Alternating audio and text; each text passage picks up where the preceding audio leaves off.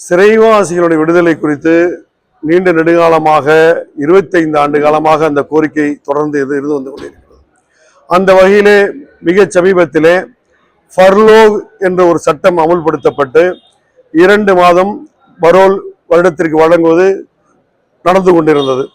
தேர்தல் நடத்தை விதிமுறை காரணமாக நிறுத்தி வைக்கப்பட்டிருந்த கூடிய அந்த சட்டத்தின்படி மீண்டும் அந்த ஃபர்லோகிலே அவர்களுக்கு விடுதலை தர வேண்டும் என்றும் நிரந்தர விடுதலைக்கு இந்த அரசு ஆவணம் செய்ய வேண்டும் என்ற கோரிக்கையை தொடர்ந்து நாமும் வைத்த அடிப்படையிலே வரக்கூடிய ஒரு சில நாட்களிலே அந்த ஃபர்லோக் என்ற அடிப்படையில் அந்த தற்காலிக விடுப்பு அவர்களுக்கு விடுதலை இந்த அரசின் சார்பில் அளிக்கப்பட இருக்கிறது.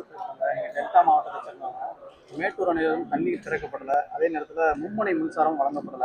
மும்முனை மின்சாரம் விவசாயிகளுக்கு வழங்கணும் அப்படின்ற ஒரு கோரிக்கை மேட்டூர் அணையை பொறுத்தவரை 90 அடி நீர்த்தேக்கத்தில் இருக்கும்போதுதான் அணையை திறப்பது இதுவரை வழக்கமாக இருந்து கொண்டிருக்கிறது. தற்போது சுமார் 80 அடி மாத்திரமே நீர்த்தேக்கம் இருப்பதாலும் உச்ச நீதிமன்ற தீர்ப்பின்படி, நடுவண் மன்றத்தின் தீர்ப்பின்படி கர்நாடக அரசு நமக்கு தேவையான நீரை இதுவரை திறந்து விடாத காரணத்தினாலும் சில சவால்கள் ஏற்பட்டிருக்கிறது. அதற்கான தீர்வை காணக்கூடிய வகையிலே முதலமைச்சர் அவர்களும் அதிகாரிகளும் தொடர்ந்து அதற்கான முயற்சிகளை செய்து வருகிறார்கள். ஓரிரு நாட்களில் அதற்கான நல்ல செய்திகள் நிச்சயமா வந்து கிடைக்கும்.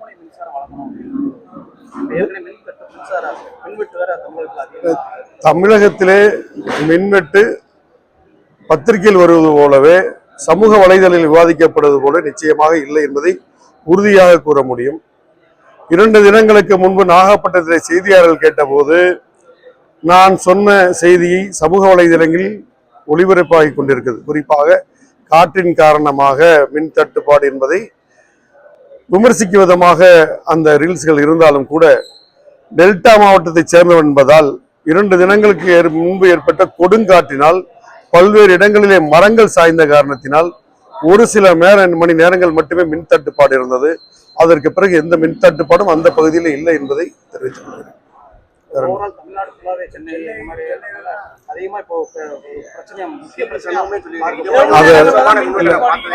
அதனை குறித்து சரியான தகவலை மின்சாரத்துறை அமைச்சர் மாத்திரமே தர முடியும். அவர்கள் அது குறித்து ஆய்வு செய்து வருவதாக தெரிகிறது.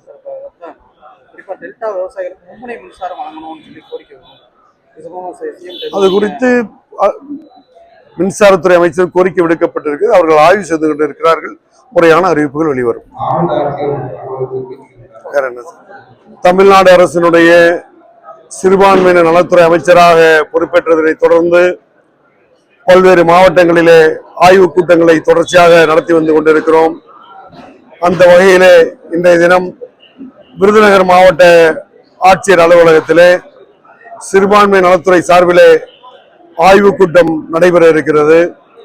இந்த துறையின் சார்பிலே சிறுபான்மை மக்களுக்கு வழங்கப்படக்கூடிய அரசு உதவிகள் எல்லாம் கடைக்கோடி மக்களுக்கும் சென்று சேர்க்கப்பட்டிருக்கிறதா என்பதை குறித்தும் நிறைவேற்றப்பட இருக்கக்கூடிய திட்டங்கள் குறித்தும் அந்த ஆலோசனை கூட்டம் நடைபெற இருக்கிறது. அதற்கு முன்னதாக இன்று காலை இந்திய யூனியன் முஸ்லிம் லீகினுடைய விருதுநகர் மாவட்டம் சார்பிலே ஜமாத்தார்கள், ஜமாத் உலமா சபையினர், சமூக ஆர்வலர்கள் எல்லாம் ஒன்றிணைத்து ஒரு கலந்துரையாடல் நிகழ்ச்சி தற்போது நடந்து முடிந்திருக்கிறது. இந்த கலந்துரையாடல் நிகழ்ச்சிக்கு மாண்புமிகு தொழில்துறை அமைச்சர் கீர்த்தனா அவர்களும் வருகின்றிருக்கிறார்கள். அந்த வகையிலே சமுதாயத்தினுடைய கோரிக்கைகளை இந்த பகுதியிலே அவர்களுக்கு வேண்டியவற்றை கோரிக்கை மனுக்களாக அளித்திருக்கிறார்கள். அந்த கோரிக்கை மனுக்களை எல்லாம் பெற்றுக்கொண்டு நடைபெற இருக்கக்கூடிய ஆய்வுக் கூட்டத்திலும் அதனை குறித்து விவாதித்து ஆலோசனை செய்ய இருக்கிறோம். தொடர்ச்சியாக இந்த ஆய்வுக் கூட்டங்கள்லாம் முடிந்த பிறகு நிதிநிலை கூட்டம் துவங்குவதற்கு முன்பே இந்த பரிந்துரைகளை எல்லாம் தமிழகத்தினுடைய முதலமைச்சர் மாண்புமிகு ஜோசப் விஜய் அவர்களிடத்து இதை பரிந்துரையாகவும் அளிக்க இருக்கிறோம்.